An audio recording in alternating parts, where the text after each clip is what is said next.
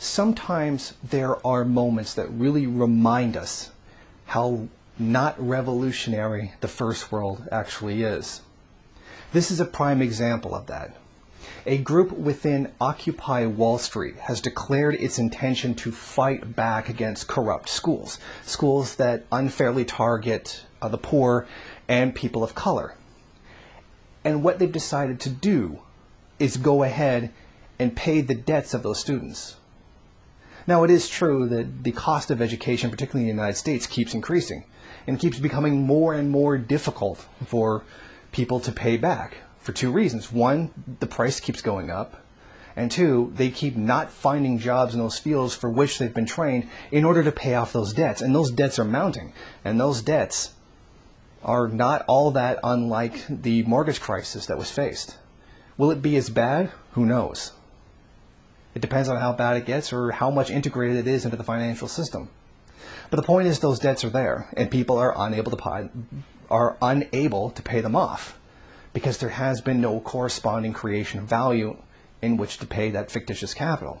Now, this group within Occupy, Strike Debt, what they've done is go ahead and raise $4 million from fundraising to go ahead and pay these debts, to pay them off, particularly singled out Everest College. It has a lot of questionable measures. It has committed acts of fraud, according to them. This is their actual statement.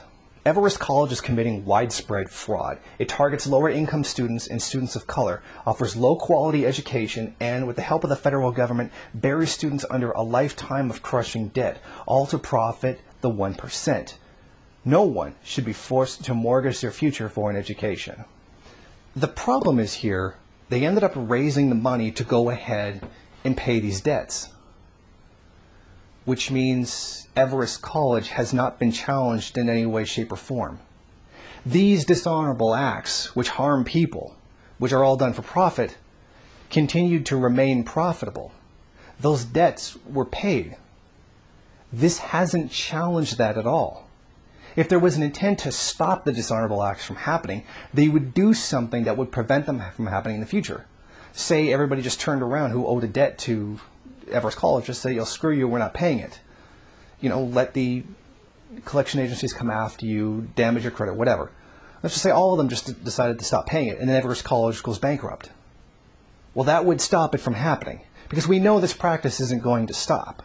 They're going to keep doing it, especially if you keep paying them to do it.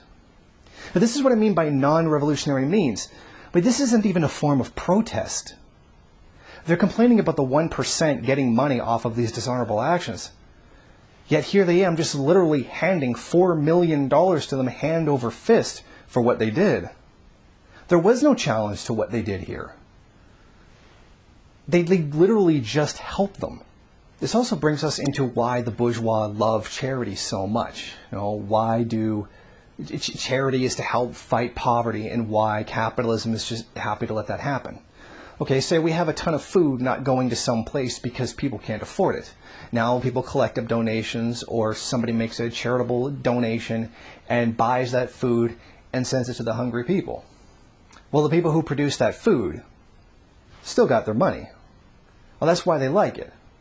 That's why companies try to get, EBT, things to count on their EBTs. That's why convenience stores like that fight to get their stuff covered under EBT so that they can get money.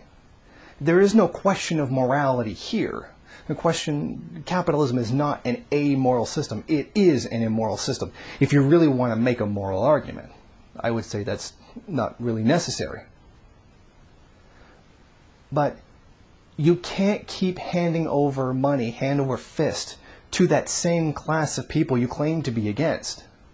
Charity doesn't solve the problem of global hunger. It just hands more money to the people who are causing it to begin with. A redistribution of use values is needed, not a recycling or reshuffling of exchange value. The food needs to go to those who need it, not for the exchange value, the profits of the people who control it. And I don't mean the farmers, not necessarily them, but the people who engage in the commerce of it. These actions don't challenge the system. And of course, it's very easy to do that when you're not on the losing end of the entire capitalist system like the third world. Peaceful change is always preferable to those who aren't actively being killed by it. Now, many people would point out, oh, you know, people got beat up at Occupy. People are getting killed in Ferguson. This is nothing compared to the tens of millions that are killed every year in the third world. It's very easy to not take that step into violent revolution when you're not the one being killed. And all of these complaints, the unfairness of the prices and the practices of getting education in the United States, still comes with having some of the best education in the entire world. These are still tremendously privileged people to be able to get an education in the United States. So imagine what this is like for the third world. Once again, first world people don't really suffer, and thus they're not really willing to take the measures necessary to end it. Thank you for watching. Please comment and rate the video. If you liked it, hit subscribe or check out some of these other great videos. If you wish, share it on social media. And while you're at it, why don't you follow me on Twitter? And if you got time, go on over to the MRN bookstore and check out some of the latest books available.